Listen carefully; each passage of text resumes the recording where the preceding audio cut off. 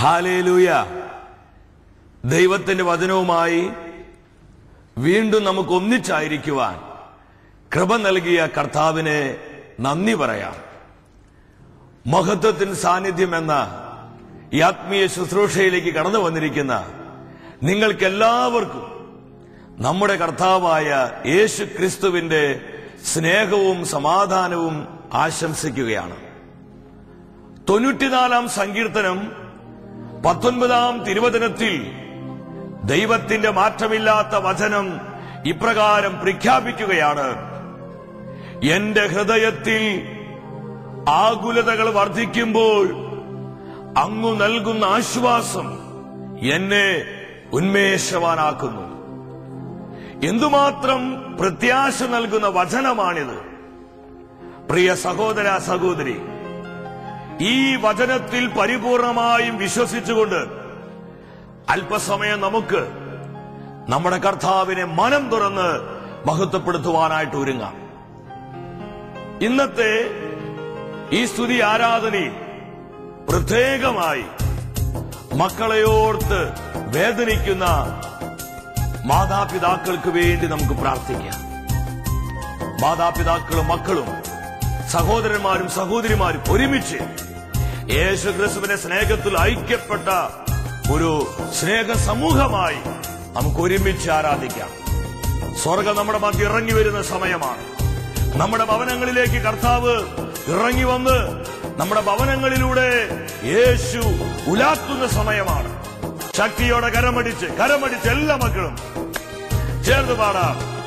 ആകുലനാകരുതേ മകനെ, അസ്വസ്ഥനാകരുതേ, ആദിയലായുസിനെ നീട്ടാനാവുമോ നരനുലകിൽ. ചേർന്ന് പാടിയേ. ആകുലനാകരുതേ ഒരുമിച്ച് പാടാം. മകനെ, അസ്വസ്ഥനാകരുതേ, ആദിയലായുസിനെ നീട്ടാനാവുമോ നരനുലകിൽ. ആകുലയാകരുതേ മകളെ, അസ്വസ്ഥയാകരുതേ, ആദിയലായുസിനെ നീട്ടാനാവുമോ നരനുലകിൽ. കർത്താവ് ചോദിക്കുക, നമ്മുടെ ജീവിതങ്ങളോടെ കർത്താവ് എന്ന് പറയുന്നത്. പ്രിയ ദൈവമക്കളെ, പൂർണ്ണമായി വിശ്വസിച്ച് പാടി ആരാധിക്കേ. നീട്ടാനാവുമോ നരനുലകിൽ. ക്ലേശം, ദുരിതം, പീഡനവും, രോഗമനർത്ഥം, ദാരിദ്ര്യം ഒന്നും നിന്നെ അകറ്റരുതേ, രക്ഷകനിൽ നിന്നൊരു നാളും. ക്ലേശം, ദുരിതം, പീഡനം, അബോധ്യത്തോടെ പാട്. രോഗമനർത്ഥം, ഇല്ല കർത്താവെ, തീരുമാനമെടുത്ത് പാടി ആരാധിച്ചേ. അകറ്റരുതേ, രക്ഷകൻ പരസ്പരം പറഞ്ഞു പാടാം. ആകുലനാകരുതേ മകനെ, അസ്വസ്ഥനാകരുതേ, ആദിയലായുസിനെ നീട്ടാൻ. സഹോദരി, കർത്താവ് നിന്നോട് പറയാ, ആകുലയാകരുതേ മകളെ, അസ്വസ്ഥയാകരുതേ, ആദിയലായുസിനെ നീട്ടാനാവുമോ നരനുലകിൽ. ചേർന്ന് പാടാം. ആദിയലാകരുതേ മകളെ, അസ്വസ്ഥയാകരുതേ, ആദിയലായുസിനെ നീട്ടാനാവുമോ നരനുലകിൽ. ഇരുകരങ്ങളും കർത്താവിന്റെ സാന്നിധ്യത്തിന് മുൻപിലേക്ക് എല്ലാ മക്കളും ഉയർത്തി പിടിക്കുക. മക്കളെ, ഇത് അത്ഭുതത്തിന്റെ സമയമാണ്. കർത്താവ് പ്രഭയോടെ പ്രവർത്തിക്കുന്ന പരിശുദ്ധമായ നിമിഷങ്ങളാണ്. മക്കളെ ഓർത്ത് മനം തകർന്നിരിക്കുന്ന പ്രിയ മാതാവേ, പിതാവേ, നിന്റെ കണ്ണുനീരൊപ്പി നിന്റെ ഹൃദയ വേദനകൾക്ക് ഉത്തരം നൽകി നിന്നെ അനുഗ്രഹിക്കുവാൻ കർത്താവ് നിന്റെ ജീവിതത്തിലേക്ക്, കുടുംബത്തിലേക്ക് ഇറങ്ങി വരുന്ന സമയം. കരമുയർത്തി, സ്വരമുയർത്തി യേശുവിനെ വിളിക്കേ. ഹൃദയവേദനകൾ, ഹൃദയത്തിന്റെ നൊമ്പരങ്ങൾ പരിശുദ്ധാത്മാവെ എടുത്തു മാറ്റണമേ. സ്വർഗീയ ആനന്ദം കൊണ്ട്, സ്വർഗീയ സമാധാനം കൊണ്ട് ഓരാത്മാവിനെ നിറയ്ക്കണമേ. Feel holy spirit. Hallelujah, hallelujah, hallelujah. സ്തുതിച്ച് പ്രാർത്ഥിക്കുക മക്കളെ, വിശ്വസിച്ച് പ്രാർത്ഥിക്കേ. ഒരിക്കൽ കൂടെ യേശുവിനെ വിളിക്കേ. യേശുവേ, യേശുവേ, യേശുവേ. ഓരോ കുടുംബങ്ങളിലും ഹൃദയം നുറുക്കത്തോടെ കരഞ്ഞു പ്രാർത്ഥിക്കുന്ന അനേകം ആയിരങ്ങളിലേക്ക് ഇപ്പോൾ കർത്താവേ സൗഖ്യമായി വരണമേ. Hallelujah, hallelujah, hallelujah, hallelujah.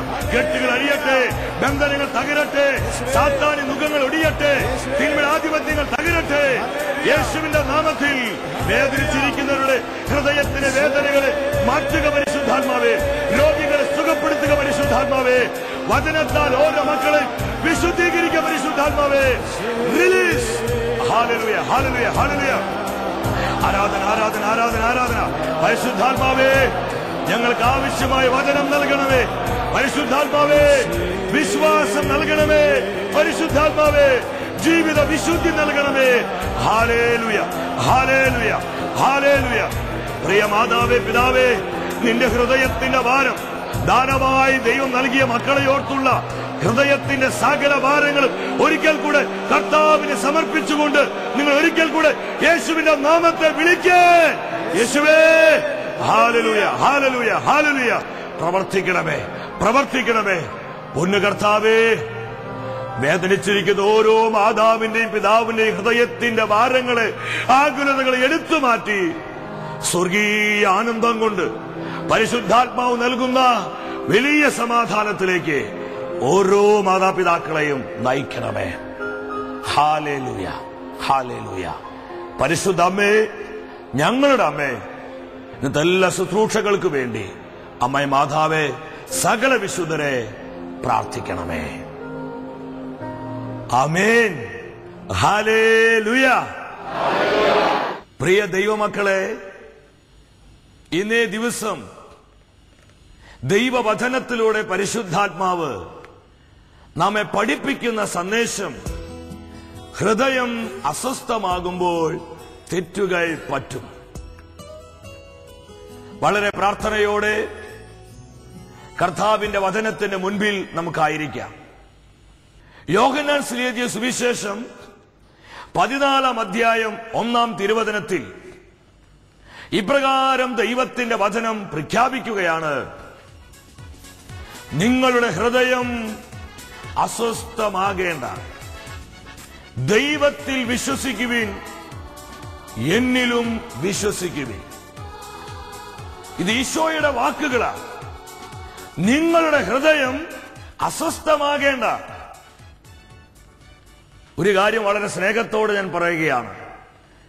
നമ്മുടെ ഹൃദയം അസ്വസ്ഥമായാൽ നമ്മുടെ ജീവിതവും കുടുംബവും നമ്മളായിരിക്കുന്ന സമൂഹമൊക്കെ വളരെ അസ്വസ്ഥപ്പെടും. ഹൃദയം അസ്വസ്ഥമായാൽ തെറ്റുകൾ പറ്റുവാനും കൂടുതൽ സാധ്യതയുണ്ട്.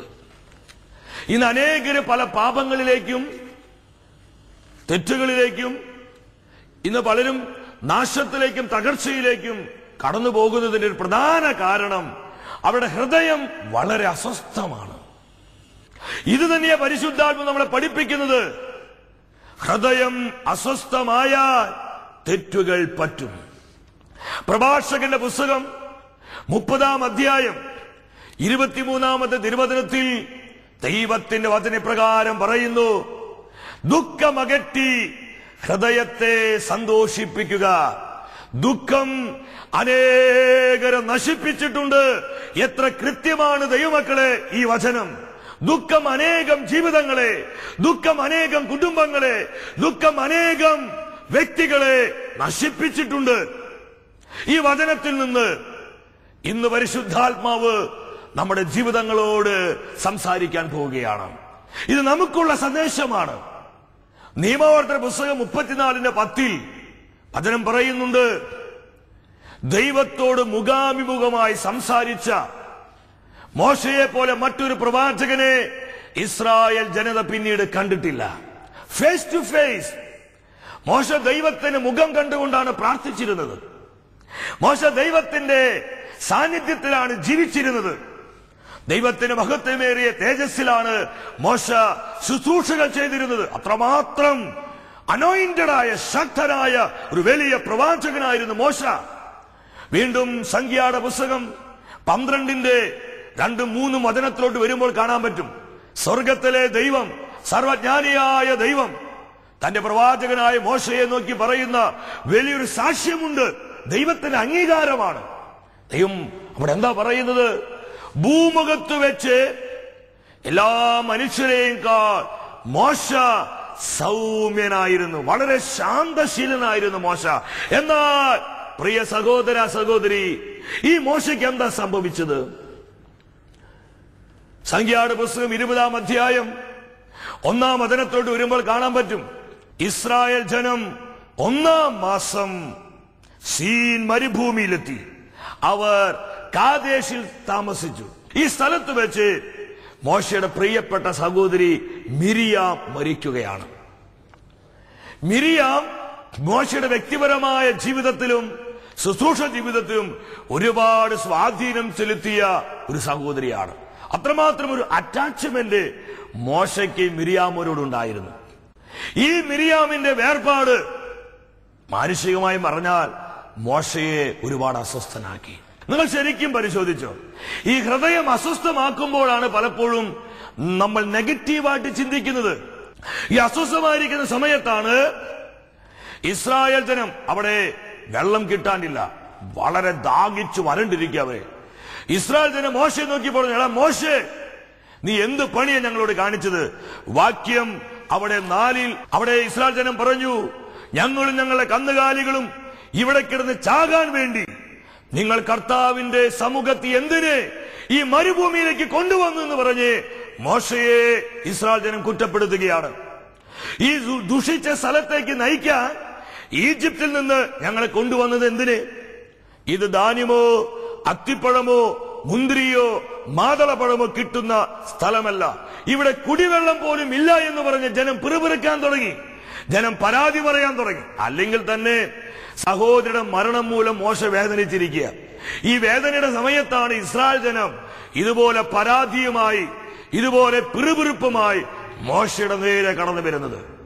ശരിക്കും മോശയുടെ ഹൃദയം അസ്വസ്ഥമായി. മോശ എന്താ ചെയ്തത്? നിങ്ങൾ നോക്കിക്കണ്ടേ.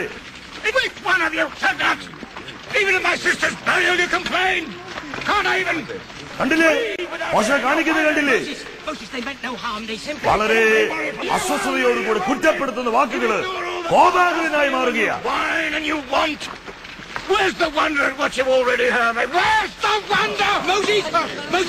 നമ്മളിപ്പോൾ കണ്ടില്ലേ, സൗമ്യനായ ശാന്തശീലനായ മോശ എന്താ കാണിച്ചത്?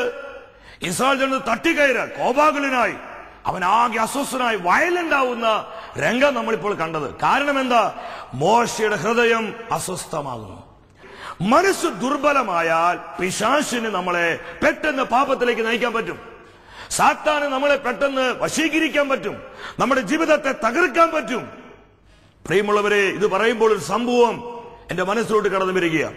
ഏതാനും നാളുകൾക്ക് 2-3 വർഷങ്ങൾക്ക് മുൻപ് ആലുവയിൽ സംഭവിച്ച ഒരു കൂട്ട കൊലപാതകത്തെ കുറിച്ച് നമ്മളൊക്കെ കേട്ടവരാണ്, പലരും വായിച്ചവരാണ് പത്രങ്ങളിലൊക്കെ. അതിൽ സജിത്ത് എന്നാണ് അവന്റെ പേര്. വളരെ മാന്യനായ ഒരു ചെറുപ്പക്കാരൻ, ദുശീലങ്ങളോ ദുസ്വഭാവങ്ങളോ ഇല്ലാത്തൊരു ചെറുപ്പക്കാരൻ. വീട്ടുകാർക്കും നാട്ടുകാർക്കും കൂട്ടുകാർക്കും എന്തിന്, അവൻ ജോലി ചെയ്ത ജോലി സ്ഥലത്തൊക്കെ അവനെ കുറിച്ച് എല്ലാവർക്കും നല്ല അഭിപ്രായം പറയാനുള്ളൂ. എന്നാൽ ഒരു ദിവസം വീട്ടിൽ അവരെല്ലാം ഒരുമിച്ച് കൂടിയിരിക്കുന്ന സമയത്ത് സജിത്തിന്റെ ഭാര്യ പെട്ടെന്ന് എന്തോ ഒരു കാര്യം പറഞ്ഞു. ഇത് പെട്ടെന്ന് അവന്റെ ഹൃദയത്തെ അസ്വസ്ഥമാക്കി. രോഷാകുലനായി സജിത്ത് പറഞ്ഞു, എനിക്ക് ചത്താ മതി, എന്തിനാ ഞാൻ ജീവിക്കണമെന്ന് പറഞ്ഞ് ഒരു നിമിഷത്തിൽ അത് സംഭവിച്ച് അവന്റെ ഹൃദയം അസ്വസ്ഥമാവുകയാണ്, അവന്റെ മനസ്സ് ദുർബലമാവുകയാണ്. പെട്ടെന്ന് ഒരു കത്തിയെടുത്ത് പറഞ്ഞു, ഞാൻ സ്വയം കുത്തി മരിക്കാൻ പോവെന്ന് പറഞ്ഞ് അവനൊരു കത്തിയെടുത്ത് അവന്റെ നേരെ കുത്തി ഇറക്കാനായിട്ട് ഒരുങ്ങുകയാണ്. പെട്ടെന്ന് സജിത്തിന്റെ അമ്മ കയറി വന്ന് പിടിച്ചുകൊണ്ട് പറഞ്ഞു, മോനെ എന്നാണ് നീ കാണിക്കണേ, മോനെ നീ എന്താണ് കാണിക്കണെന്ന് പറഞ്ഞ് അമ്മ തട്ടിമാറ്റാൻ ഒരുങ്ങുന്ന സമയത്ത് ഇവൻ കുതിരി മാറിയതാ. ഈ കുതിരി മാറിയപ്പോൾ അവന്റെ കയ്യിലിരുന്ന ആ കടാര അമ്മയുടെ വയറിങ്ങനെ കീറി പൊളിച്ചുപോയി. അവൻ അറിയാതെ ചെയ്തത്. ആ വയറ് മുഴുവൻ കീറിപ്പോയി. അമ്മ താഴേക്ക് മറിഞ്ഞു വീണു. രക്തത്തിൽ പിടഞ്ഞ് അമ്മ അവിടെ പിടഞ്ഞ് മരിക്കുക. ഉടനെ സജിത്ത് ചിന്തിച്ചു, ഇതിനെ കാരണം എന്റെ ഭാര്യയല്ലേ, എന്റെ ഭാര്യയുടെ ആ വെറും വാക്കല്ലേ ഈ തകർച്ച, ഈ ദുരിതം ഈ കുടുംബത്തിൽ സംഭവിക്കാനുള്ള കാരണമെന്ന് പറഞ്ഞ് വേഗം ഭാര്യയെ ഓടിച്ചെന്ന് ഭാര്യയെ കടന്നു പിടിച്ച് ഭിത്തിയോട് ചേർത്ത് നിർത്തി ഭാര്യയെ കുത്തുകയാണ്. ഭാര്യ അങ്ങനെ കുത്തി അവളെയും കൊല്ലുകയാണ്. ഇത് കണ്ട് കരഞ്ഞുകൊണ്ട് നിൽക്കുന്ന ഒരു 3 വയസ്സ് മാത്രം പ്രായമുള്ള തന്റെ പ്രിയപ്പെട്ട കുഞ്ഞ് അവൻ ചിന്തിച്ചു, ഇനി കുഞ്ഞിനെ മാത്രമായിട്ട് എന്തിനു അവശേഷിപ്പിക്കട്ടെ, ഈ കുഞ്ഞു മരിക്കട്ടെ എന്ന് പറഞ്ഞ് ആ കുഞ്ഞിനെയും കുത്തുകയാണ്. ആ കുഞ്ഞും മരിക്കുകയാണ്. അതിനുശേഷം ഇനി ഞാൻ എന്തിനാ ജീവിക്കണേ, ഇനി എനിക്കൊരു ജീവിതം വേണ്ട, എല്ലാം തകർന്നല്ലോ, എല്ലാം നശിച്ചല്ലോ എന്ന് പറഞ്ഞ് ആ ചെറുപ്പക്കാരൻ തന്റെ കയ്യിലിരിക്കുന്ന കടാരിയെടുത്ത് അവന്റെ ദേഹത്ത് 14 കുത്തുകൾ കുത്തി. പക്ഷെ അവൻ അത്ഭുതകരമായിട്ട് രക്ഷപ്പെട്ടു. ഒരു സെക്കൻഡ് ഹൃദയത്തിലുണ്ടായ ഒരു അസ്വസ്ഥതയാണ് ഈ വലിയ കൊലപാതകത്തിനും തകർച്ചയ്ക്ക് കാരണമായിട്ട് മാറിയത്. സജിത്തിന് ഭാര്യ വീട്ടുകാരിൽ നിന്ന് അവനെ പൊന്നുപോലെ സ്നേഹിക്കുക. കാരണം അവനെ ഭാര്യ വീട്ടുകാർക്കറിയാം. പ്രിയ ദൈവമക്കളെ, ഞാനിത് പങ്കുവെച്ച് മറ്റൊന്നിനു വേണ്ടിയിട്ടല്ല. നമ്മുടെ ഹൃദയത്തിൽ അസ്വസ്ഥതകൾ നിറയുമ്പോൾ എന്തുമാത്രം പരാജയത്തിലേക്കും തകർച്ചയിലേക്കുമാണ് ഇന്ന് എന്നെയും നിങ്ങളെയും അത് നയിക്കുന്നതെന്ന് നമ്മൾ കൃത്യതയോടെ തിരിച്ചറിയുക. ഇതാ മോശയ്ക്ക് പറ്റിയത്. എന്നാൽ അഹ്റോൻ മോശയുടെ കരം പിടിച്ച് ദൈവത്തിന്റെ സന്നിധിയിലേക്ക് കൊണ്ടുപോവുകയാണ്. നമുക്കതൊന്ന് നോക്കിക്കാണാം. എത്ര കൃത്യമായിട്ട് അവര് പോണത് നിങ്ങൾ നോക്കിക്കണ്ട്. ഇതാ അഹ്റോനും മോശയും കൂടി പോടൂ. അവർ ദൈവത്തിന്റെ സന്നിധിയിൽ സാഷ്ടാംഗം ഇടുകയാണ്. ഈ പ്രതിസന്ധിയിൽ ദൈവമേ ഞങ്ങൾ എന്താ ചെയ്യേണ്ടത്? അവർ ദൈവത്തോട് ആലോചന ചോദിക്കുക. കർത്താവ് അവരോട് സംസാരിച്ചു. 7-ാമത്തെ തിരുവചനം, കർത്താവ് മോശയോട് പറഞ്ഞു, നിന്റെ വടി കയ്യിലെടുക്കുക. നീയും നിന്റെ സഹോദരൻ അഹ്റോനും കൂടി സമൂഹത്തെ വിളിച്ചുകൂട്ടി വെള്ളം പുറപ്പെടുവിക്കുവാൻ അവരുടെ മുൻപിൽ വെച്ച് പാറയോട് ആജ്ഞാപിക്കുക. പാറയോട് ആജ്ഞാപിക്കാൻ പറഞ്ഞു. എന്നാൽ 10-ാമത്തെ വചനത്തിൽ നമുക്ക് കാണുവാൻ പറ്റും, മോശ അഹ്റോനും കൂടി പാറയുടെ മുൻപിൽ ജനങ്ങൾ ഒന്നിച്ചുകൂട്ടി. നിങ്ങൾ ശരിക്കും നോക്കിക്കണ്ടേ, ദൈവം പറഞ്ഞ പാറയുടെ മുൻപിൽ ഇപ്പൊ മോശ നിൽക്കുക. ഇവിടെ ശ്രദ്ധിക്കേണ്ട ഒരു കാര്യമുണ്ട്. മോശ പാറയുടെ മുൻപിൽ നിൽക്കുമ്പോഴും മോശയുടെ ഹൃദയം അസ്വസ്ഥമായിരുന്നു, വളരെയധികം അസ്വസ്ഥമായിരുന്നു. ദൈവം പറഞ്ഞു, മോശ ആ പാറയോട് നീ ആജ്ഞാപിച്ചാൽ മതി, പാറയിൽ നിന്ന് ഈ ജനത്തിന് ആവശ്യമായ വെള്ളം ഞാൻ നൽകാം. എന്നാൽ 10-ാമത്തെ വാക്യത്തിൽ നമുക്ക് കാണാൻ പറ്റും, മോശയും അഹ്റോനും കൂടി പാറയ്ക്ക് മുമ്പിൽ ജനങ്ങൾ ഒന്നിച്ചു കൂട്ടി. മോശ പറഞ്ഞു, ധിക്കാരികളെ കേൾക്കുവിൻ. ഇതൊന്നും പറയാൻ ദൈവം മോശയോട് പറഞ്ഞിട്ടില്ലായിരുന്നു. ഭൂമുഖത്ത് വെച്ച് ഏറ്റവും സൗമ്യനായ മനുഷ്യനാ മോശ. ആ മോശയെ പറഞ്ഞ ധിക്കാരികളെ കേൾക്കുന്നൊക്കെ പറഞ്ഞ് ദൈവത്തിന്റെ പദ്ധതിയോടും ദൈവസ്നേഹത്തിന് വിരുദ്ധമായി മോശ പ്രവർത്തിക്കുക. എന്താ കാരണം? ഹൃദയം അസ്വസ്ഥമാണ്. ദൈവം ആജ്ഞാപിക്കാൻ പറഞ്ഞു. എന്നാൽ മോശ എന്താ ചെയ്തത്? ആ പാറയോട് ആജ്ഞാപിച്ച് കമാൻഡ് ചെയ്തു. പക്ഷെ വെള്ളം വരുന്നില്ല. കാത്തു നിൽക്കാൻ മോശയ്ക്ക് മനസ്സില്ല. മോശ എന്താ ചെയ്ത? ദൈവിക പദ്ധതിക്ക് ഘടകവിരുദ്ധമായി ദൈവവചനത്തോട് മറുതലിച്ച് മോശ ചെയ്തു നോക്ക്. അവൻ ആ പാറയെ അടിക്കുകയാണ്. കണ്ടു ദൈവമക്കളെ, ആ പാറയ്ക്കിട്ട് മോശ അടിവെച്ചു കൊടുക്കുക. ദൈവം അടിക്കാൻ പറഞ്ഞില്ല, ആജ്ഞാപിക്കാനേ പറഞ്ഞുള്ളൂ. ഇവിടെ നമ്മൾ ശ്രദ്ധിക്കേണ്ട ഒരു കാര്യമുണ്ട്. ദൈവം തന്റെ ജനത്തിന് മുൻപിൽ വലിയൊരു അത്ഭുതം ചെയ്യുവാൻ ആഗ്രഹിച്ച ആ ദൈവിക പദ്ധതിയെ മോശ ഇവിടെ തകിടം മറിക്കുക. പലപ്പോഴും നമ്മുടെ ഹൃദയത്തിന്റെ അസ്വസ്ഥതകൾ നമ്മുടെ വ്യക്തിപരമായ ജീവിതത്തിലേക്കും നമ്മുടെ കുടുംബത്തിലേക്കും നമ്മുടെ പ്രിയപ്പെട്ട മക്കളിലേക്കും നമ്മുടെ ഭാര്യയിലേക്കും ഭർത്താവിലേക്കും സഹോദരന്മാരിലേക്കും സഹോദരിമാരിലേക്കും നമ്മുടെ സമൂഹ അംഗങ്ങളിലേക്കും വർഷിക്കപ്പെടുന്ന പല ആത്മീയ നന്മകളെയും തടസ്സപ്പെടുത്തുമാറ് നമ്മുടെ ജീവിതം പലപ്പോഴും വിലങ്ങത്തടികളായി നിലകൊള്ളാറുണ്ട്. എപ്പോഴാണെന്നറിയോ? നമ്മൾ അസ്വസ്ഥമാകുമ്പോൾ. ഇവിടെ മോശ പാറയ്ക്കിട്ട് അടിച്ചു. വീണ്ടും നിങ്ങൾ നോക്ക് എന്താ സംഭവിക്കുന്നത്. പക്ഷെ മോശയുടെ മുഖം നോക്കി നിങ്ങൾ 2-ാം പ്രാവശ്യവും മോശ അടിക്കുകയാണ്. ഹല്ലേലൂയ! വെള്ളം വരികയാണ്. മോശ അവിടെ പറയുന്നത് നിങ്ങൾക്ക് വെള്ളം തന്നത് ഞാനാണെന്ന്. പക്ഷെ അഹ്റോന് മനസ്സിലായി. ദൈവിക പദ്ധതിയോട് ഘടകവിരുദ്ധമായി മോശ മാറുകയാണ്. മോശയുടെ ജീവിതത്തിൽ ഏറ്റവും വലിയ പരാജയം ഇതായിരുന്നു. ദൈവത്തോട് മുഖാമുഖം സംസാരിച്ച മോശ, ഏറ്റവും ഭൂമുഖത്ത് വെച്ച് ഏറ്റവും സൗമ്യനായിരുന്ന മോശ, ദൈവം വാഗ്ദാനം ചെയ്ത ആ വാഗ്ദാന ദേശത്ത് കാലുകുത്തുവാൻ മോശയ്ക്ക് സാധ്യമായില്ല. തന്റെ ഹൃദയം അസ്വസ്ഥമായപ്പോൾ ആ ഹൃദയത്തിന്റെ അസ്വസ്ഥത എന്തുമാത്രം വലിയ നാശത്തിലേക്കും തകർച്ചയിലേക്കും പരാജയത്തിലേക്കുമാണ് മോശ എത്തിച്ചത്. സഹോദര സഹോദരി, ഇത് എനിക്കും നിനക്കുമുള്ള കർത്താവിന്റെ സ്വരമാണ്. ഇത് നമ്മോടുള്ള സ്വർഗത്തിന്റെ ദൂതാണിത്. മോശയ്ക്ക് പറ്റിയത് ദൈവമക്കളെ നമുക്ക് പറ്റരുത്. കർത്താവിനെ ആശ്രയിക്കണം. ഏത് പ്രതികൂലങ്ങളിലും ഏത് പ്രതിസന്ധികളിലും നമ്മുടെ ഹൃദയത്തെ അസ്വസ്ഥമാക്കുവാൻ നമ്മൾ ഒന്നിനെയും അനുവദിക്കരുത്. ദൈവവചനത്തിന് വിരുദ്ധമായി മോശ പ്രവർത്തിച്ചപ്പോഴും ദൈവം ഒരു അത്ഭുതം പ്രവർത്തിച്ചു. ഇതാണ് ദൈവത്തിന്റെ കരുണ.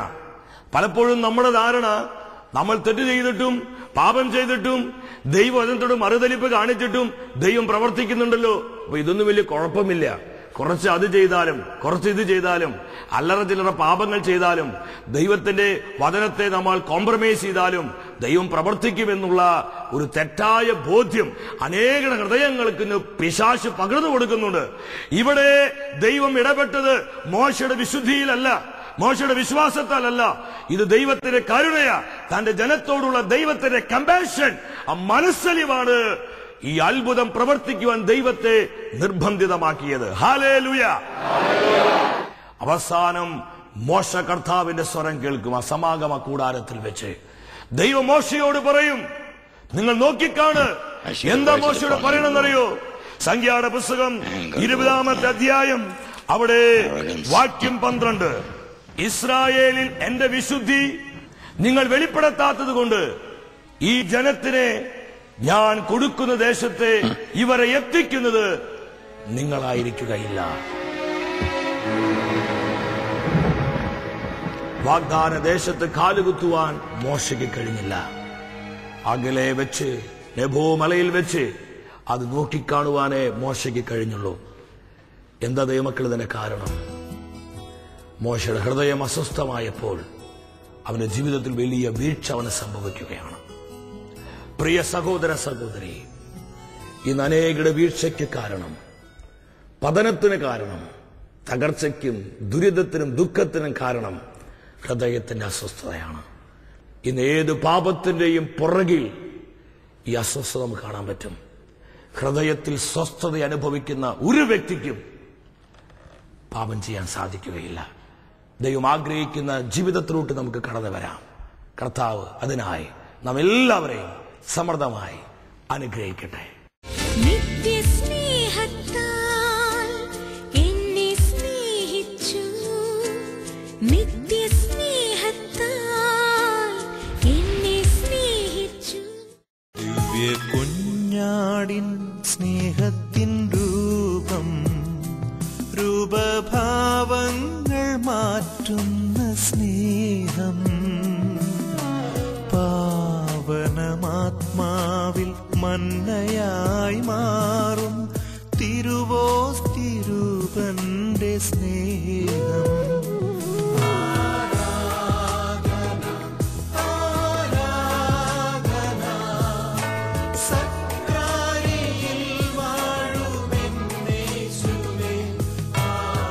വിശുദ്ധിയിൽ മഹത്വപൂർണനായ ദൈവം പരിശുദ്ധ കുർബാനയായി, തിരുവോസ്തിയായി തന്നെ തന്നെ ശൂന്യനാക്കി നമ്മുടെ ജീവിതങ്ങൾ അനുഗ്രഹിക്കുവാനും വിശുദ്ധീകരിക്കുവാനുമായി ദിവ്യകാരുണ്യമായി കടന്നു വന്നിരിക്കുകയാണ്. ഇന്നത്തെ ആരാധന ശുശ്രൂഷയിൽ പ്രത്യേകമായി നമ്മൾ നിയോഗം വെച്ച് പ്രാർത്ഥിക്കുന്നത് മക്കളെയോർത്ത് വേദനിക്കുന്ന മാതാപിതാക്കൾക്ക് വേണ്ടിയാണ്. ഇരുകരങ്ങളും ഈശോയുടെ തിരുമുൻപിലേക്ക് യാചനാപൂർവ്വം നമുക്ക് തുറന്നു പിടിക്കാം. നീട്ടിപ്പിടിച്ചിരിക്കുന്ന കരങ്ങളിൽ നമ്മുടെ ജീവിതത്തിന്റെ സകല വേദനകളെയും ദുഃഖങ്ങളെയും ഭാരങ്ങളെയും നമ്മളെ വിഷമിപ്പിക്കുന്ന സകല നൊമ്പരങ്ങളെയും നമ്മുടെ കുടുംബം നേരിടുന്ന എല്ലാ തകർച്ചകളെയും കർത്താവിന്റെ കരങ്ങളിൽ ഏൽപ്പിച്ചുകൊണ്ട് വലിയ ദാഹത്തോടെ വലിയ വിശ്വാസത്തോടെ യേശുവിന്റെ നാമത്തെ വിളിച്ചു പ്രാർത്ഥിക്കുക. ഇത് അനേകം കുടുംബങ്ങളിലേക്ക് കർത്താവ് കടന്നു വരികയ. ഏത് തോട്ടത്തിലൂടെ ഉലാത്തിയ അതേ കർത്താവ് തന്റെ അത്ഭുതകരമായ സാന്നിധ്യം നമ്മുടെ ഭവനങ്ങളിലേക്ക് പകർന്നുകൊണ്ട് ഇതാ അനേകായിരം കുടുംബങ്ങളിലൂടെ ഈശോ ഉലാത്തുകയാണ്. യേശുവേ യേശുവേ യേശുവേ, കരം നീട്ടണമേ. വിശ്വസിച്ച് പ്രാർത്ഥിക്കുന്ന ഹൃദയ നുറുക്കത്തോട് നിലവിളിച്ച് പ്രാർത്ഥിച്ചുകൊണ്ടിരിക്കുന്ന അനേകം ആയിരങ്ങളെ ഈ സമയം സ്പർശിക്കണമേ, സൗഖ്യമാക്കണമേ, വിടുവിക്കണമേ, അനുഗ്രഹിക്കണമേ. ഇരുകരങ്ങളും ഈശോയുടെ മുൻപിലേക്ക് ഉയർത്തി ആത്മാവിനെ വിളിക്കും മക്കളെ. Hallelujah hallelujah hallelujah.